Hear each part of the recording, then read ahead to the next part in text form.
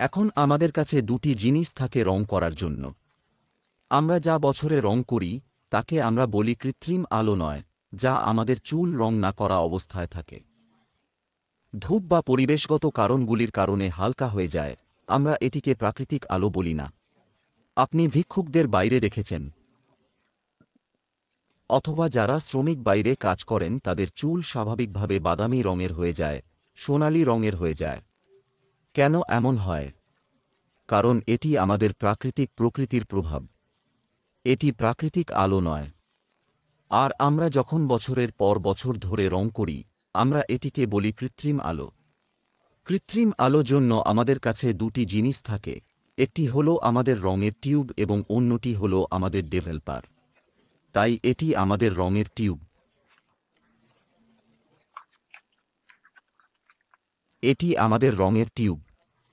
রঙের টিউবগুলি বিভিন্ন রঙে আসে, যেমন ক্লায়েন্টের পছন্দ অনুযায়ী। কাস্টমারের পছন্দ অনুযায়ী তারা তাদের পছন্দের রং পেয়ে যায় বিভিন্ন রঙের মাধ্যমে। আর সেটি অর্জন করার জন্য আমাদের কাছে ডেভেলপার থাকে, তাই আমাদের কাছে এই ধরনের কিছু ডেভেলপার আছে। যারা ডেভেলপাররা আসছেন তারা হলেন আমাদের ওয়াল মাতা হ্যায়, ওয়াল মাতা হ্যায় এবং ওয়াল মাতা হ্যায় ওয়ালে মাতা, যা আমরা ব্যবহার করি তা লিফটিং লেভেলের অনুযায়ী আমরা ব্যবহার করি। যতটা লিফট আমাদের প্রয়োজন সেই অনুযায়ী আমরা ডেভেলপার চয়ন করি। যেমন উদাহরণস্বরূপ, যদি কারো চুল 4 নম্বরের হয় এবং তাকে 6 নম্বর রং প্রয়োজন হয়, তাহলে 4 থেকে 6 পর্যন্ত আমাদের 2 লেভেল প্রয়োজন। 4-এর পরে 5, তারপর 6।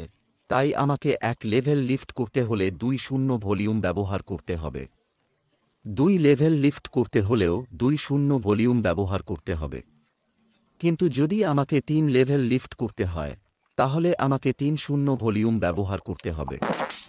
তাই একটি ব্যারিয়ার ক্রিম লাগাবো। ব্যারিয়ার ক্রিম লাগানোর ফলে আপনার অতিরিক্ত রং আপনার স্ক্যাল্পে আসবে না, তাই আমরা এখানে নিরাপত্তার জন্য ব্যারিয়ার ক্রিম লাগাই। আপনি পেট্রোলিয়াম জেলি বা যেকোনো ময়েশ্চারাইজার ব্যবহার করতে পারেন।